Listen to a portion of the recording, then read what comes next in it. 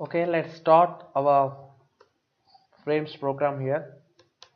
I'll take the website called HDFC Net Banking. Basically, the secured sites will be using frames. Okay, so let me navigate to. I found just one of the site which they use frames in their website. Okay, so from your perspective, right now I didn't teach you frames, right? So forget about frames and try to automate it in a normal way. Let's see where actually our code breaks and try to analyze then so what we need to do to handle that. Okay, so from our perspective, let's come into this website and enter the information on customer ID, right?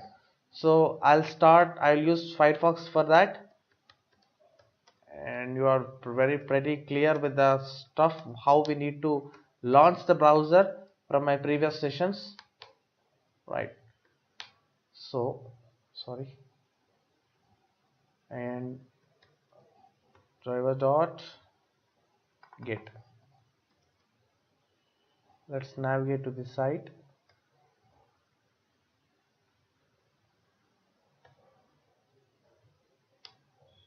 Yeah, so once navigated, we'll try to find the field of this. Okay, this time we go with CSS. So we have done most of the examples with XPath locator. This time we will do with CSS. Yeah. Okay, let's write our customized CSS rather than directly copying it from file path. So driver dot find element with CSS selector. Yeah. So input tag name. Remember syntax which we have discussed in previous sections. Tag name open bracket attribute equals to the value of attribute. So class is input password. Fine, let's close it and we'll enter send keys because this is an edit box. Let's try to enter some random numbers, 1000. Cool. And also we just take the page source. Okay, let me just do a basic script. So this is the very basic script and which we can do it easily. Let's run and see what's happening now. So in general this should work fine. So assume that you are not aware of frames on the site which you are developing and you have just wrote 3 steps saying to enter something in send keys and you are making sure it's working fine. So site got opened and yeah, you can see that it got failed. We have given everything in a proper format but still it's failing. So if you see the console, it says unable to locate this element. Actually this element is present as per our location what we have identified here. This element is present here. Now take this, if you want to cross check, copy this, paste it here and click on enter. You can see something is getting highlighted. That means, see that the box is getting highlighted. That means our locator technique what we have provided is correct, but still Selenium says it cannot identify it. So the reason for that is if you came across some situation saying that you have given a proper location strategy to identify it, and if you still see that there is something failing from the script perspective, then the only first thing that it should come in your mind is frames. Check if there are any frames in an application which might be the cause for failure.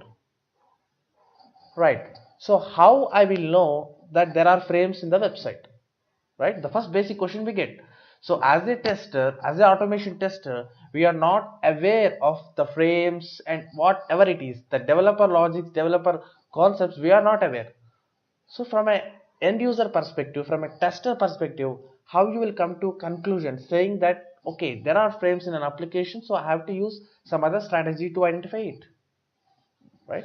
So let's see now. So I'll tell you one trick to just identify to whether they have frames or not. First of all, take the page source of the web page, right?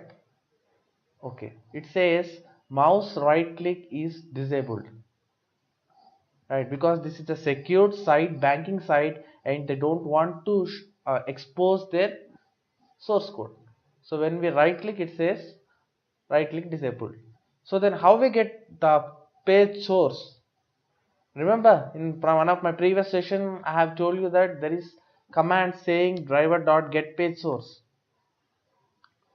Okay, it will bring out all the page source of the code. So as we need it in the console, just print it out. Okay, right. If you run now, it will give me the page source. With that page source, I will investigate to check whether there are frames in application or not. Let's run it again. Oh sorry, it will fail, because in this step itself it will fail. It will not come to the next step. So we have to write it top of the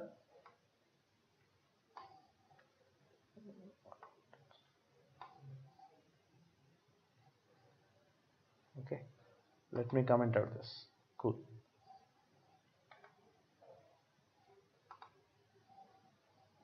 So now we'll get the page source and then script will fail.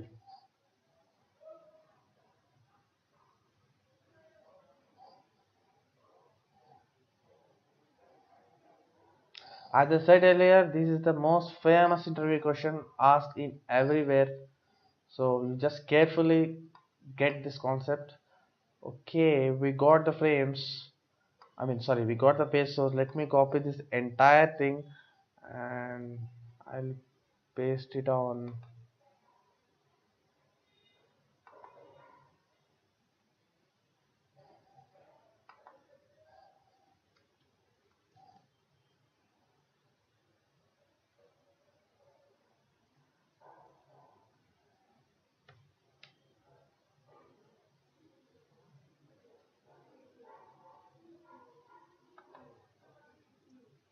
Did we get it here?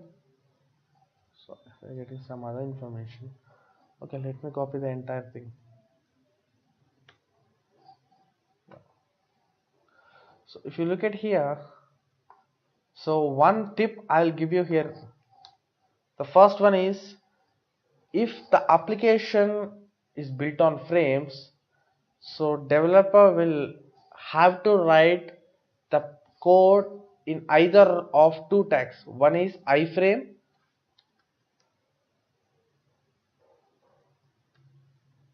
or frame set.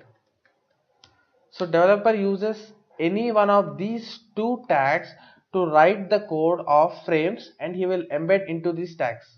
Okay, so if you find any of these tags in the source code, that means you can come to a basic conclusion saying that there is something in the code which is on frames. Okay, so this is kind of checkpoint. So based upon these two tags, you can confirm about the visibility of those frames in application. For example, I'll take this iframe. I'll take this frame set, Control C, and I'll try to find it here, clicking Control F. See that you have something here in frame set. This is the code in frame set. So how many tags we have here? 1, 2, and these are two closing tags. So that means there are two frames in an application. You can just come to a basic conclusion from this. Given either iframe or frame set, one of two will be used. So check with both, and here in this website they have used frame set. So Control F, frame set, and click on enter to make sure. So how many frames are there? So we have found totally two tags here, frame set 1 and frame set 2. So that means there are two frames in an application, and most probably the element what I am looking for might be on one of those frames, and that's the reason our script failed. Okay, that's the basic criteria what we have achieved. So let's see now. So how to handle then if that isn't frames? Let's go back and try to identify that. If web application have iframe as tag name, then definitely he will be providing id attribute for that.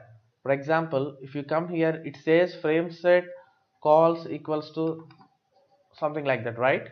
If it is an iframe, the information will be like this: iframe id equals to some random numbers.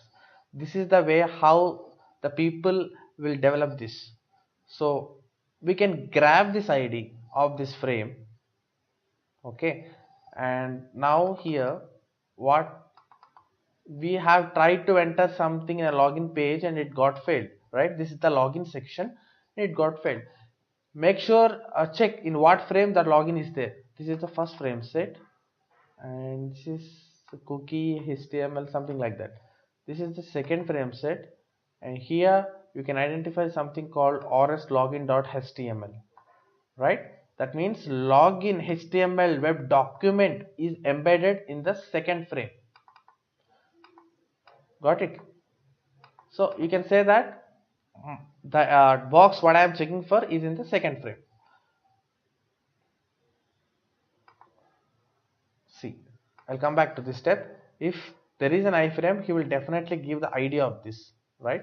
If that is a frame set, people generally don't give any IDs.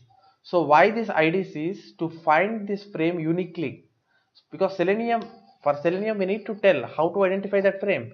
To identify, we need to have some unique attribute of that frame so that we can crack that. In the case of iframes, if there are iframes, so dev team specifically gives the ID attribute. With that we will able to catch that frame and identify our web elements. But in case of frame sets, there will be no IDs given in 99% cases. So in that case, you just come to the code and do a basic search and decide at what frame our component lies. In this case, we have in the second frame, right? Let me comment this. See, now the step we need to write here is driver dot switch to dot. Okay, we are switching from web page to frames. Dot f. See that there are totally 3 methods. One is expecting frame of number. That means if you know at what frame it is getting, just mention the index of that frame. Now in our case, we are sure that it was in the second frame. So if it is in first frame, give the index as 0. If it is the second frame, give the index as 1. Okay. So let me take frame. So based upon, if you know the index of the frame where exactly our component lies, then go with this method. Or if you know the ID of that frame where exactly our component lies, you can go this second method and give it as frame of the particular ID of the frame. If it is an iframe, definitely the dev team will provide ID for it. Take that ID and frame of mention it here. So automatically our WebDriver switches from normal web page to frame, and then give this step, it will identify because we have switched, right? Okay, now in our case it is not iframe, so we will go with an index. We came to a conclusion that it is an second frame. So what I'll do, driver dot switch, as in first frame, then it will be on 0 index. If it is second, it will be on 1. So I'll give it on first frame. That's it. So only step we need to write is switching step, right? So we are switching from normal web document to the frames, and then why we are switching? Because our elements what we are searching for is in that frame. So that's the reason we are switching, and we are finding that element and entering something. Okay.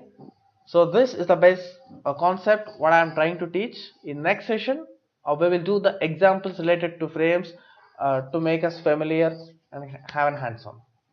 Thank you.